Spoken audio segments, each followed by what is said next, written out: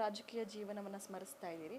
ಮುಂದಿನ ದಿನಗಳಲ್ಲಿ ಯಡಿಯೂರಪ್ಪ ಇಲ್ಲದಂತಹ ಬಿಜೆಪಿಯನ್ನು ಹೇಗೆ ನೆನಪಿಸ್ಕೊಳ್ತೀರಿ, ಹೇಗೆ ನಿಭಾಯಿಸ್ತೀರಿ ಅಂತ? ನೋಡಿ, ಯಡಿಯೂರಪ್ಪನವರು ಈ ರಾಜ್ಯದಲ್ಲಿ 224 ವಿಧಾನಸಭಾ ಕ್ಷೇತ್ರದಲ್ಲಿ ಸಾವಿರಾರು ಯಡಿಯೂರಪ್ಪ ಅವರುಗಳನ್ನು ಸೃಷ್ಟಿ ಮಾಡಿದ್ದಾರೆ. ಯಡಿಯೂರಪ್ಪನವರು ಸಾವಿರಾರು ಅಂತ ಯಡಿಯೂರಪ್ಪನವರ ರೀತಿಯ ಸಾವಿರಾರು ಕಾರ್ಯಕರ್ತರು ಇವತ್ತು ಈ ರಾಜ್ಯದಲ್ಲಿ ಸೃಷ್ಟಿಯಾಗಿದ್ದಾರೆ. ಪ್ರಾಯಶಃ ನನಗೆ ಭಾಳ ಹೆಮ್ಮೆ ಇದೆ. ಯಡಿಯೂರಪ್ಪನವರ ಪ್ರತಿಯೊಂದು ಗುಣ ಏನಿದೆ, ಪ್ರತಿಯೊಂದು ನಾಯಕತ್ವದ ಶಕ್ತಿ ಏನಿದೆ, ಪ್ರಾಯಶಃ ಅದನ್ನು ವಿಜಯೇಂದ್ರ ಅವರು ಈ ಪಾರ್ಟಿಯನ್ನು ಮುನ್ನಡೆಸ್ತಕ್ಕಂಥ ಕೆಲಸ ಕಾರ್ಯಗಳನ್ನು ಇವತ್ತು ಮಾಡ್ತಾ ಇರತಕ್ಕಂಥದ್ದು ನಾನು ನೋಡ್ತಾ ಇದ್ದೇನೆ.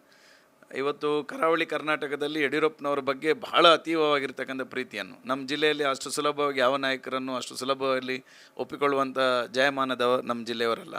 ಆದರೆ ಯಡಿಯೂರಪ್ಪನವರನ್ನು ಇಷ್ಟು ಆತ್ಮೀಯತೆಯಿಂದ, ಎಷ್ಟು ಪ್ರೀತಿಯಿಂದ ಅವರು ಜನ ಕಂಡುಕೊಂಡಿದ್ದಾರೆ ಅನ್ನುವಂಥದ್ದನ್ನು ಅನೇಕ ಸಂದರ್ಭದಲ್ಲಿ ನಾವು ನೋಡಿದ್ದೇವೆ. ಯಡಿಯೂರಪ್ಪನವರು ಒಂದು ಮೋದಿಯವರ ಕಾರ್ಯಕ್ರಮಕ್ಕೆ ಇತ್ತೀಚೆಗೆ ಬಂದಾಗ ಕರತಾಡನ ಅವರ ಸಿಳ್ಳೆ ಅವರು ಖುಷಿ ಪಡುವ ರೀತಿ ನೋಡಿದರೆ ಯಡಿಯೂರಪ್ಪನವರನ್ನು ನಮ್ಮ ಜಿಲ್ಲೆಯ ಜನ ಹೇಗೆ ಸ್ವೀಕಾರ ಮಾಡಿದ್ದಾವೆ ಅನ್ನುವಂಥದ್ದನ್ನು ನಮಗೆ ಕಣ್ಣಾರೆ ಕಾಣಲಿಕ್ಕೆ ಸಾಧ್ಯ. ಪ್ರಾಯಶಃ ಅದೇ ರೀತಿಯಾಗಿ ಇವತ್ತು ಕರಾವಳಿ ಭಾಗದಲ್ಲೂ ಸಹ ವಿಜಯೇಂದ್ರ ಅವರು ಬರ್ತಾರೆ ಅಂತ ಹೇಳಿದರೆ ಕಿಕ್ಕಿರಿದು ಜನ ತುಂಬ್ತಾರೆ.